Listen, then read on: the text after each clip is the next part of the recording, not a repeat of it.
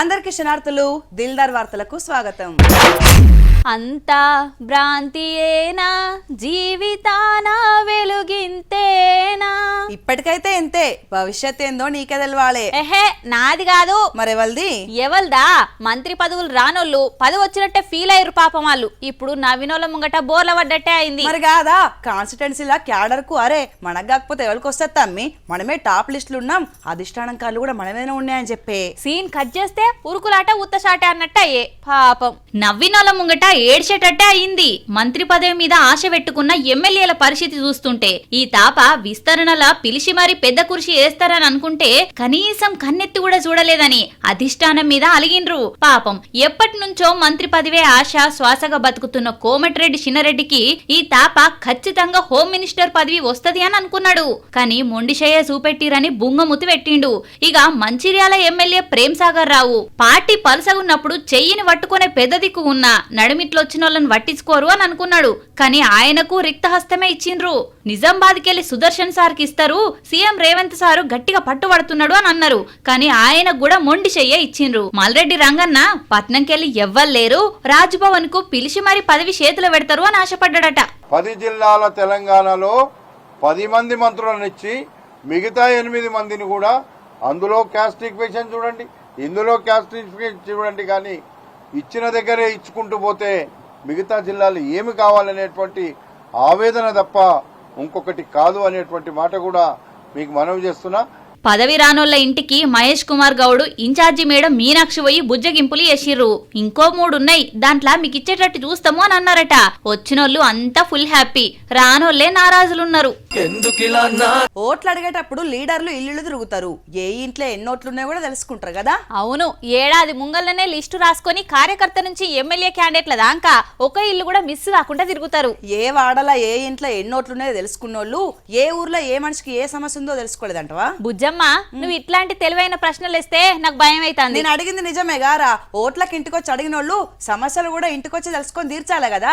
ఆర్జీలు ఎందుకు పెట్టుకోమంటారు, గిట్ల అరిగోసలు ఎందుకు పెడతారు చెప్పు? ఎన్ని సర్కార్లు మారినా, ఎంతమంది లీడర్లు మారినా పథకాల కోసం పనుల కోసం ఆఫీసుల చుట్టూ తిరుగుడు మాత్రం మారదు కదా. ప్రజల వాణి వినిపించేందుకు ప్రజావాణి పెట్టిండ్రు కదా తెలంగాణ సర్కారోళ్ళు. అక్కడ ఇగో గిట్లాంటి దివ్యాంగుల కోసం వసతులు మాత్రం మరొకరగే ఏర్పాటు చేసిర్రు.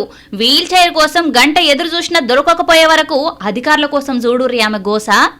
ఎట్లాగో మంచిగా ఉన్నోళ్లను కాళ్ళరేటట్టు తిప్పుకుంటారని తెలుసు, కనీసం కాళ్ళు చేతులు చక్కగా పనిచేయనోళ్ళ గురించి అన్న ఆలోచన చేయాలి కదనులా. ఓ దిక్కు దివ్యాంగులు, ఇంకో దిక్కు వృద్ధులు, అందరికీ కలిపి 2 వీల్ చైర్లు ఎట్లా చాలుతాయి చెప్పుండ్రి? మాలాంటి వికలాంగులను ప్రజా దర్బారులా అందరితోటి కలిపి కాకుండా మాకు అలాగా అర్జీలు పెట్టుకునే అవకాశం అధికారులను కలిసే ఏర్పాటు చేయాలని కోరుకుంటున్నారు. జనం ఎక్కువైతే కాళ్ళు చేతులు బాగున్నోళ్ళంటే తట్టుకొని నిలబడతారు. తొక్కిసలాటలైతే గీళ్ల సొంటోల సంగతి ఏంది చెప్పుండ్రి? జరా మా కోసం ఏర్పాట్లన్నా మంచిగా చేయమని అడుగుతున్నారు. జనగామ జిల్లా కలెక్టరేట్ల అయింది గీ ముచ్చట. మాన్యశ్రీ భారత ప్రధానమంత్రి గారికి నమస్కారం. నేను అనగా దిల్దార్ బుజ్జమ్మ. అవును, సార్కు తెలుగు రాదు కదా, హిందీ నాకు రాదు. అబ్బా ఇప్పుడెట్లా? Idea. Modiji my Dildar Bujjamma high, AAP కైసా high? Hello, నువ్వు ఆపు హై. చిచ్చి, నీ భాష నాకొస్తుందేంది? సార్కు తెలుగు రాకున్నా చదివి వినిపెట్టేటోళ్ళు ఉంటారు గాని తమరి పతారా ప్రధానమంత్రి దాకా వాకిందా మెసేజ్ చేస్తున్నావు? నువ్వు వేలు పెట్టినవా ఇక ముచ్చట పొడగలినట్టే పో. మొన్న కవితక్క మెసేజ్ చేసిందని పక్కకున్న నాకే మెసేజ్ చేసినావు, ఇప్పుడేమో ఏకంగా ప్రధానమంత్రికే మెసేజ్ చేస్తున్నావు. మోకాలకు దెబ్బగిట్ల దాకలేదు కదా నడవా? ఇది నా ప్రెస్టేజ్ ఇష్యూ. ప్రెస్టేజ్ కుక్కర్ ఏం కాదు. ప్రధాని సార్ నా మెసేజ్ చదివి ఎక్కడ రిప్లై ఇస్తాడేమోనని నువ్వు కుక్కర్ ఉడుకున్నట్టే ఉడుకుతున్నావు కదా. అవును, సార్కు పనేమున్నది, నువ్వు మెసేజ్ చేస్తే రిప్లై ఇచ్చుకుంటేనే కూర్చుంటారు. ఇక తిరిగి రిప్లై కూడా ఇస్తాడు. ఇగో గిళ్ళకి రాసిండి అట్ట ఉత్తరం నాకు కూడా రాస్తాడు. ఏంది మోడీ సార్ ఉత్తరం వేసిండా? మామూలుగా పెళ్లిళ్ళు చేసుకుంటే వాళ్ళ సర్పంచ్నో ఎమ్మెల్యేలనో పిలుసుడు, ఇంకా కొంచెం ఎక్కువ పతారుంటే ముఖ్యమంత్రి దాకా కూడా కారట్లు వంచి పెళ్లికి రావాలని పిలుస్తుంటారు. వాళ్ళు కూడా అంత దగ్గర అనుకుంటే వచ్చి దీవనార్తులు పెట్టిపోతారు. అయితే ఓ రాష్ట్రానికి ప్రధానమంత్రి పెళ్లికి వచ్చిన దాఖలాలైతే తక్కువే గానుల్లా, పిలిచేటోళ్ళు కూడా తక్కువే. అయితే ఇగో గి జంట పెళ్లికి ప్రధాని మోడీ సార్కి కారట్ పంపిర్రట. వీళ్ళది మహబాద్ జిల్లా బయ్యారం. పోయిన నెలల పెళ్లికి పీఎం సార్ను కూడా పిలిచిర్రన్నట్టు. వీళ్ళు విలుసుడే విడ్డూరం అనుకుంటే సార్ రిప్లై ఉత్తరం వేసుడు అవాక్కయ్య ముచ్చట. అవునుల్లా ఇల్లు పంపిన పెళ్లి కారట్ చదివి మళ్ళీ ఈ జంటకు శుభాకాంక్షలు కూడా పంపిండు. పెళ్లి పిల్లగాడు శివకుమార్ శుభలేఖ పంపుడేందో అక్కడికెళ్లి జవాబొచ్చుడేందో అని ఊరోళ్ళంతా పరేషాన్ అవుతున్నారట. ఇక ఈ కొత్త జంట సంబరానికైతే హద్దులు లేవంటే నమ్ముర్రి. ఇప్పుడు సార్కు తీరికలేనట్టున్నది. మళ్ళా పిల్లగాడ ఊడితే మర్చిపోకుండా కారట్ పంపుర్రి, తీరిక వేసుకుని వస్తాడు కావచ్చు. ఇక ఈ ఉత్తరం ముచ్చట తెలిసినాక ప్రధాని సార్ అభిమానులు ఊకుంటారా?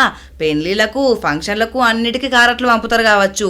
వచ్చిన ఉత్తరాలు చదవటానికి రిప్లైలు రాస్తానికి కూడా ఓ మనిషిని పెట్టుకోవాల్సి వస్తుంది. ఇక లలిత కళల ఇవుల్లా ఇయాల్టి దిల్దార్ వార్తలు. మళ్ళొచ్చే దిల్దార్ వార్తలల్లా మళ్ళా కలుద్దాం. అంతవరకు చూస్తూనే ఉండండి వనిత టీవీ. నమస్తే.